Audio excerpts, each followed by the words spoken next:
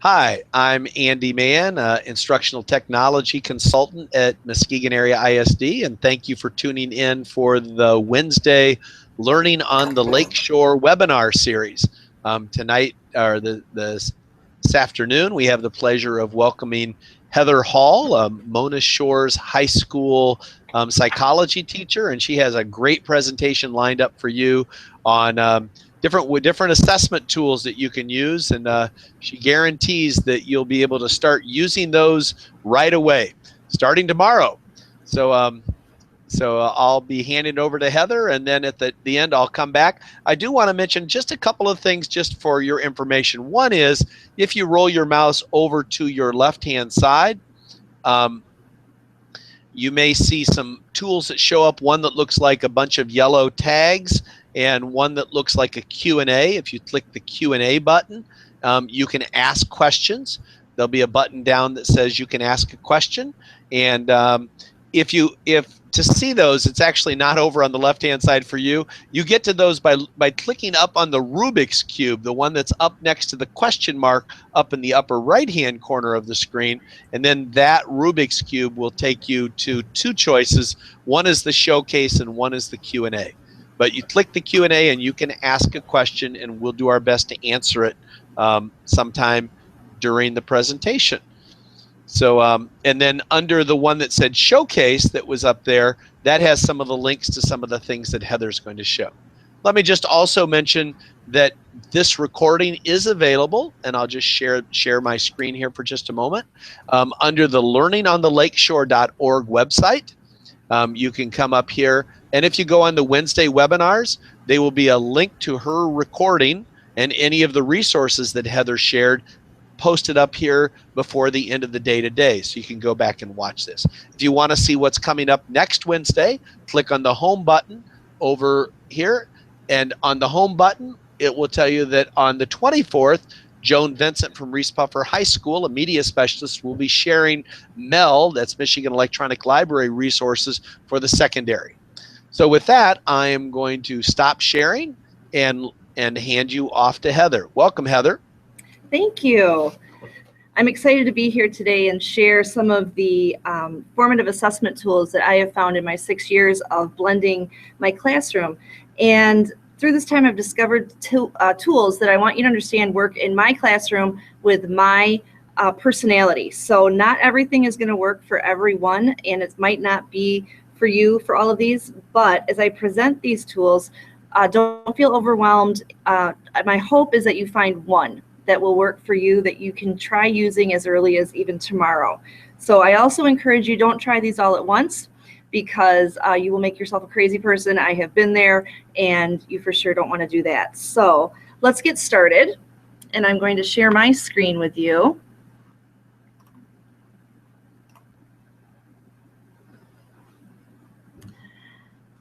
So formative assessment tools you can use tomorrow. The first one that I'd like to share with you is Simple Gmail. One second, I'm sorry. There we go. Simple Gmail or email, whatever email system that you use. This is obviously easiest for people who are already one-to-one, but even if you're not, you hopefully will be soon. And if you're at the secondary level like I am, I'm pretty sure that at least 95% of your students have a cell phone or some other device with them that they can access their email. So for this type of formative assessment, all that you do is just pose a question verbally in your class and ask students to send you an email response to the question. I usually have them have a specific subject title that comes in so that I know what all of those are. But you know, trial and error, you can do it however you feel like you want to. I tend to do these on the fly, especially at the end of class as an exit ticket type of a thing. But one of the nice things about this type of real simple formative assessment is that it's non-threatening, as I'm the only one who's going to read it. And I also tell students to always include any questions they might have about the day's learning target that they might be unclear about, so that I can answer those questions for them. And it's important also that you remember to email them back the answers to their questions. That's just huge for relationship building and that sort of a thing. So the next one that I'd like to share with you is called Poll Everywhere. And this is one of my favorites. I use it almost every day. And Unless you upgrade to the paid version, these are going to be anonymous responses, so you won't be able to see what each individual student is thinking, but it's a good way to get a pulse of your class as a whole.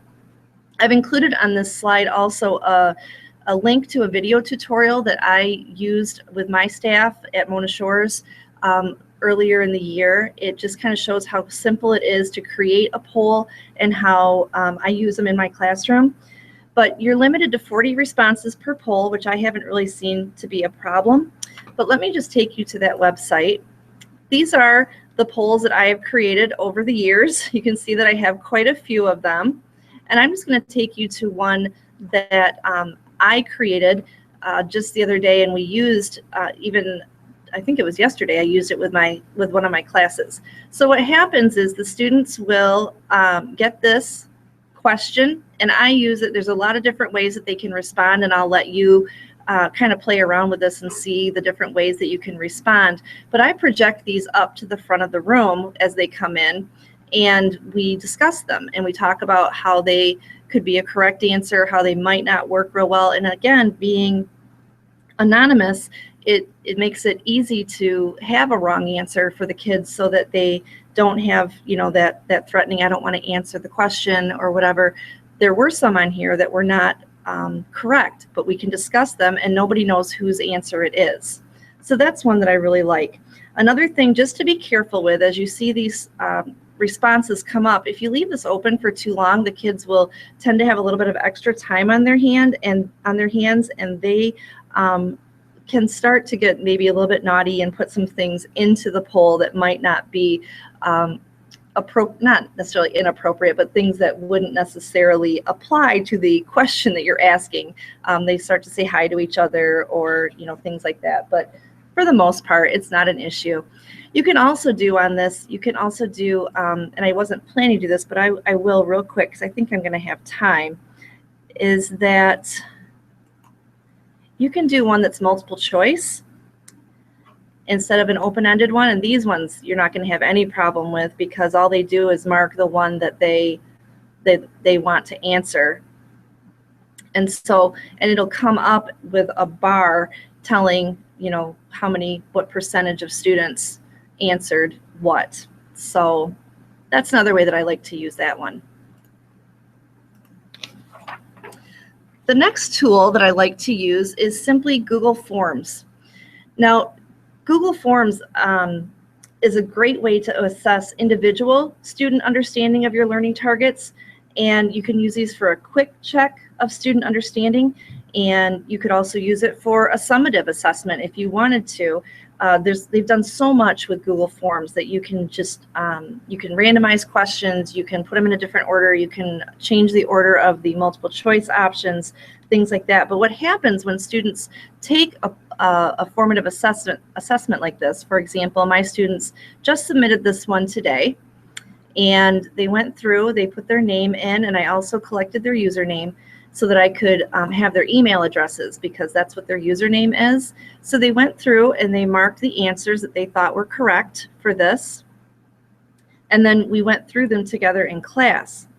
What happens here is that then they're all collected together, and we looked at these pie charts and saw what the answers were. And this one right here, you can see students struggled with this question. And then we can talk about it and why it's the answer that it is. The other thing that I included in here in this presentation is a link from one of my favorite blogs, Matt Miller's Ditch That Textbook blog. I follow his blog and get email updates on that. This is a post I'm linking you to that he just wrote on Monday. And it's 9 classroom uses for the new Google Forms.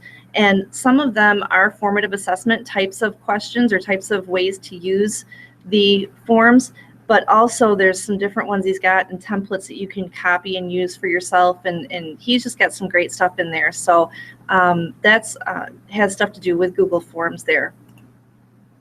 When you go to grade these different assessments on Google Forms, you can grade them by hand. That's fine. It's not that difficult to do. But if you want to save yourself some time, I would highly recommend adding in the Google add-on Flubaroo. Now this automatically grades a Google form assessment if you put an answer key in. And it's really nice because you can email the results to individual students. And that's what I did with my students when they submitted their responses to that poll that you just saw. Not poll, I'm sorry, that form that you just saw with the positive and negative reinforcement and punishment. And this is what came in here, was this, these were the results that came in. And so I could go through and I could grade this, but if I want to save myself some time, I can go to the Chrome Web Store and I can add in Flubaroo, which has already been added into my Google Forms. And so I go into Flubaroo and I grade the assignment. And for time's sake, I'm not going to show you how the assignment grades and everything. All you do is click grade assignment, and then it will take you through a series of steps. But what happens is it creates a new tab at the bottom, and then you have the student grades. You get the average of the students, you get the number of submissions that came in, and the number of low scores. And it's really nice because it actually color codes the different scores. Anything that's below a 70% gets color coded as red. And then you can also use this as an Excel spreadsheet where you can sort and do things like that. And if you allow them to submit more than once, you'll see how many times they submitted the form, but you see how they do. But see how this one is highlighted in yellow here? This is the one it's telling me that most students got incorrect. And so I can hone in on that as a teacher and say, okay, they didn't understand how this one applied or how this worked, that sort of a thing. The other thing that you can do with Flubaroo, as I mentioned earlier, is you can email scores to the students. If I go to Flubaroo again on my add-ons and I click on Share Grades, it gives me the option to email the students their grades using their username as their email address. And then I can include the answer key if I want to. And then as soon as I hit continue, it's going to shoot an email out to all the students individually, what their grade was, which ones they got correct, which ones they got incorrect. And because I clicked on the show the answer key, they'll see what the correct responses are. So that's Flubaroo. And I've also put some directions here, again, from Ditch That Textbook. I believe it's from Ditch That Textbook, some directions for downloading and installing Flubaroo and how to use it in your Google form. All right, this one is my absolute favorite, all-time favorite tool, and one that many of my colleagues have started using since I introduced it at my school this fall. Do you ever wonder who watches the videos that you recommend or the videos that you assign in class? Well, EdPuzzle will let you know. This tool allows you to embed formative assessment questions directly into a video using their platform. And there are lots of different settings that you can use. Let me show you the video here that I have queued up. I usually set mine to prevent skipping ahead, so they have to watch the video and they have to watch it all the way through in order to get to the questions. But if you watch here, you'll see, I'm just going to press play. And I've muted it just for the sake of, I'm not sure what kind of sound is going to come out. It could be really loud. But you see that when it gets to this question mark, questions pop up on the side here that they have to answer before they can go on. Now, they answer the question. If they aren't sure what the answer is, they can click on rewatch and it'll back it up for them to the beginning and they can rewatch it again. And then it'll come up to the question again. And I just love this. Sometimes they get frustrated. So like, it takes so long to watch the video. Yeah, well, at least I know you're really watching the videos.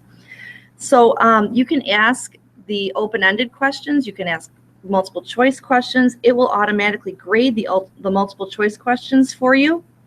But you have to go in and manually grade any questions that are open-ended. And let me just show you what it looks like on the teacher's end when the students have done this. You can see what students have watched the video, okay, what their grade was. You can see when they did it. You can see whether it was on time, whether it was late. And the red ones or the pink ones here are students who did not do real well or did not understand the video or didn't answer the questions correctly, that sort of a thing. The ones who are in green are the ones who did a great job. And it's really nice because they log into your classroom and they see what videos have been assigned. You can also link in there. You can embed the video into your LMS, that kind of a thing. But then if you have any manual grading that you need to do, this is what it looks like on the student end. And I've just taken screenshots just to be able to protect the my students' names and things like that. But you can see that this had some multiple choice questions, and the ones that this student got correct and incorrect. But this one here is an open-ended question that I can mark correct or incorrect. And then there's also a comment feature. So if a student, at the end, my last question on all of these EdPuzzle videos is always one that asks, what questions do you have about the information in this video? And I use that comment feature then to answer their questions that they had throughout the video. Some will say I didn't have any questions, and that's fine, but this is my favorite. You can also see what how many times the students watched the particular segment of the videos. You see this student watched these 3 segments 2 times. I have some students, it'll turn red because they watched it 4 times. They went back and just rewatched it and rewatched it and rewatched it. And you can put any kind of a video in here that you want to. It can be like I had there, I had a crash course video in there. I've done my own videos that I have made. You can put TED Talks in there, whatever you want to do. So I absolutely love EdPuzzle. It's my favorite, and I highly recommend that you try it. The next tool that I use is called Kahoot, and if you have not gotten on the Kahoot bandwagon, oh my goodness, you need to. This is a real-time interactive review type of a game that you can do with your students, and you can see how they're doing, and you can do it as a class in front of the class. That's pretty much how you have to do it, but it's all the craze right now. Even my 2nd grader knows how to play Kahoot, and she loves Kahoot. So let me just show you real quickly. These are questions that, or I'm sorry, Kahoots quizzes that I have made personally, but you can look up here and notice that there are 6 million public Kahoots that you can choose from, no matter what your subject area. And I'm psychology, so you can't always find a lot of psychology things that have already been created, but I'll tell you what, you see that I have not created very many of my own personal Kahoots. I use other people's because there are so many psychology Kahoots out there. So whatever your subject area, you're going to find a Kahoot, I promise. And if you don't, you can let me have it. So here's what happens when you go to you click on whatever Kahoot that you want to do, and then you can decide. You've got a lot of different options that you can use here, but you're going to launch the Kahoot. And the students can do this on any device. A lot of times I'll play and they don't even know I'm playing because I'll be doing it on my phone. Oh, I'm not sure why this is. I'm going to use a different one. Hold on. I'm sorry about that. We're going to do this one here. There we go. Hopefully this is the right one.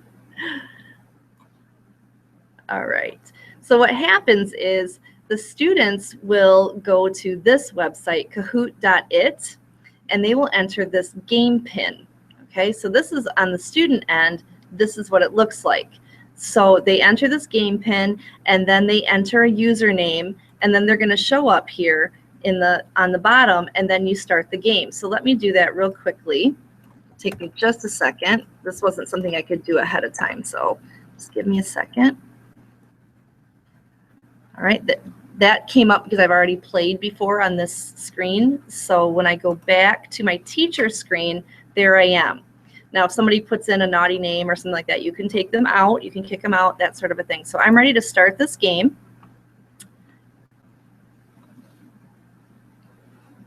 And here's the question. Now, here's the thing is that students have to be able to see the screen from the front to be able to answer the question, okay?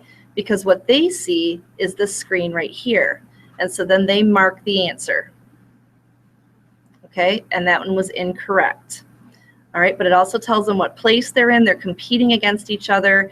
And then this gets projected on the screen so they see what the correct answer was, how many people marked, whatever, that sort of a thing. And so you go through as a teacher, you can go through questions one by one. And this is where I find, I use this with my AP kids more than any other class. and they love it, and they find they learn more by playing the game, because they find out things they didn't realize that they didn't know. And so we process and we talk about why this is the right answer and not the other one, and they beg me to play Kahoot, especially before a quiz or a test. So again, you have to be able to see the screen. Students have to be able to see the screen in order to be able to play. Otherwise, they won't know what the question is and what the answer choices are, but they still love it, and it's really fun. It gets really loud in our classroom when we do this. If you want to do a little bit different one, very similar to Kahoot, except that this time students can see all of the questions and answer choices on their own screen. This is called Quizzes. And this was just released before the McCall conference last year. And so I'm going to say, what would that be, February of last year. And so they've made some adjustments and things to it. But students can take the entire assessment or the quiz or whatever you're going to do at the same time, but they can do it at their own pace, but they're still competing against each other. They just don't know how they're doing until they're finished with the entire quiz. So here's what Quizzes looks like. This is on the teacher end. So if I were to go to, well, I've done one with mental illness projects. I'll go to Disney Trivia just because that's fun. And you play live, and what's going to happen, you can play live or you can set it as homework. Again, you've got these different settings that you can do, okay? And I'm going to turn the music off just to keep it quieter here on our screen, but I'm going to proceed, which is the same as Kahoot's launch. And then you'll see that the students go to this website, joinquizzes.com, and they have to enter this code here. It also has a Google Classroom option feature that you can use. So let me go to, this is what the students would look like. And you type in the game code, and there's my name again, and I join the game. Okay, this one creates an avatar for the students, and again, it's going to show up here on the teacher end, and then when all of your students are in, then you start the game.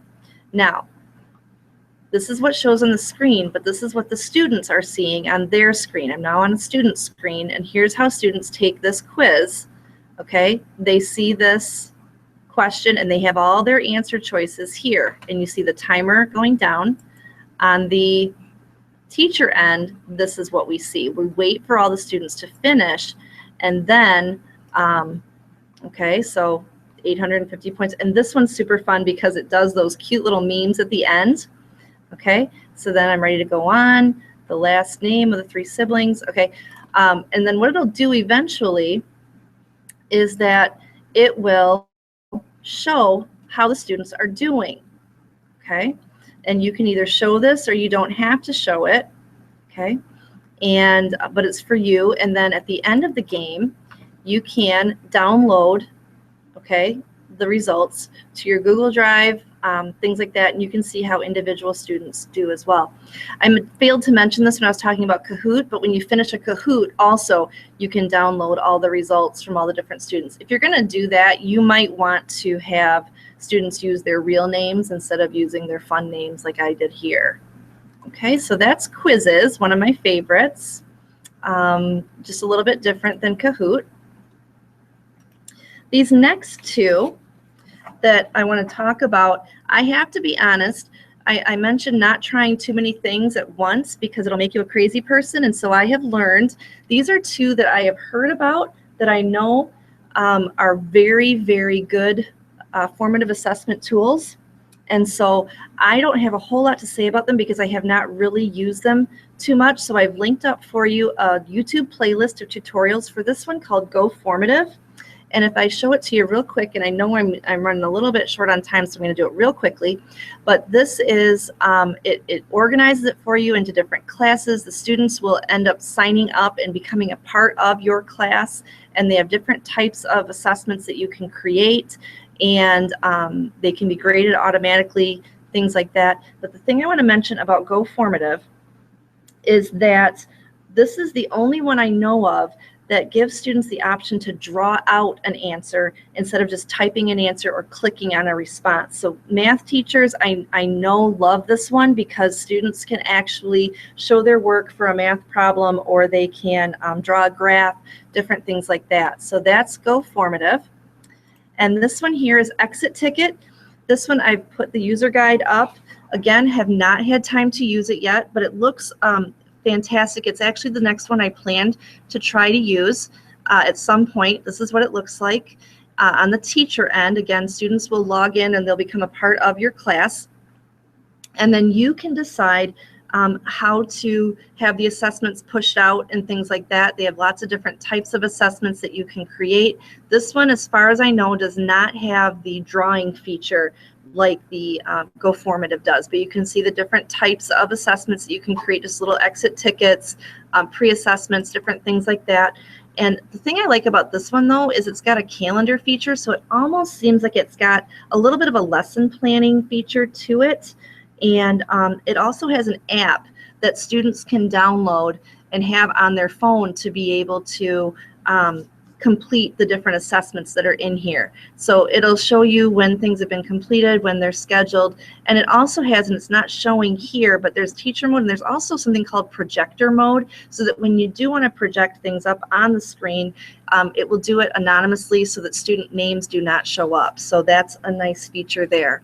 Now, really quickly, I'm not sure how many of you this is going to apply to, but those of you who do not have the one-to-one devices yet in students' hands, you've got to go download your Plickers. Go to plickers.com, and I'm not even going to go to the website. I'm just going to show you what I've got here on this on these slides here. But what you do is you download these different shapes. I want to say there's 40 to 60 of these different shapes that you download. It's a free download, and each student gets one. I would laminate them, and each student is assigned a number. And then let me show you what the different shapes look like. See, here's the number, 1, 2, and they each have a different shape. But can you also see the A, B, C, D written around the outside? Well, what you do as a teacher is you download the Plickers app onto your phone, and you ask a question verbally, and then the students will hold up their Plicker. You can see in this picture here, the students are holding up their Plicker with the letter choice at the top. And then you take your phone and you scan around the room, and what you wind up with, because you have assigned each student a number, you will wind up with who got the question correct and who got it incorrect, and you've got their names all attached in there just by using your telephone. You don't need to even have devices in the student's hand. All you have to do is download those Plickers. You got to say it right. The Plickers. So this one, again, I haven't used because I've had devices in my room, but I've heard from teachers that it's a fantastic one. So let me come back to you here, and we're just about out of time, but let me come back. Here I am. Okay, so I hope that you found something useful that you can use today. I hope there's something that you can possibly try as early as tomorrow. Remember, don't do too much too fast. Try to choose one tool and go with it, and try to work out the glitches for yourself. Do it more than one time. Don't just do it once and say, oh, I don't like it, it didn't work for me. Do it more than once, and try to work some of those glitches out. So don't feel like you have to use them all. Use what you think will work for you, and just keep it simple for yourself. So hopefully you've learned something.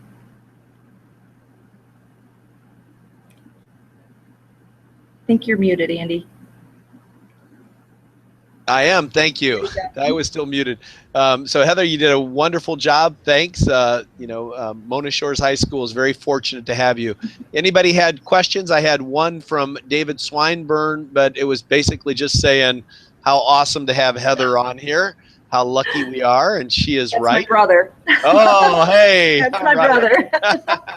All right. I do want to mention that Heather's presentation, both her slide deck is available here, already posted up. So that's learningonthelakeshore.org. And a recording of this video is right here. Her whole presentation today and her slide deck can be found here. So you can make a copy. You can get the links that she shared, all that stuff. She was gracious enough to share that with us here. Also, you can look back through some of the others that we have, Blending Math and Google Secret Projects and lessons come alive, and some we've done last year. Once again, stay tuned for next week. This is the schedule throughout the rest of the year. We have a lot of great teachers and educators in our county who have stepped up to say that they would help do these, like Heather. Heather, there was a question from Randy that says, what has been students' reaction to these tools being used in the classroom? Do you want to just go ahead and speak on that quickly? Sure. My students love them. They really have not, I haven't found anything they haven't liked. In fact, today they said, we need to do a poll. We haven't done a poll, and you know, and so they love to do poll everywhere. It has become just a routine part. There's been nothing negative from on the student end, except for the EdPuzzle. They just don't like to have to take so long to watch a video. Oh, fantastic. And let me mention that Matt Miller is going to be at McCall Conference, macul.org, coming up in in early March. So that's in Grand Rapids. Okay. Well, thanks again, Heather, and I will stop broadcasting and say have a great night, everybody. Thank you for tuning in.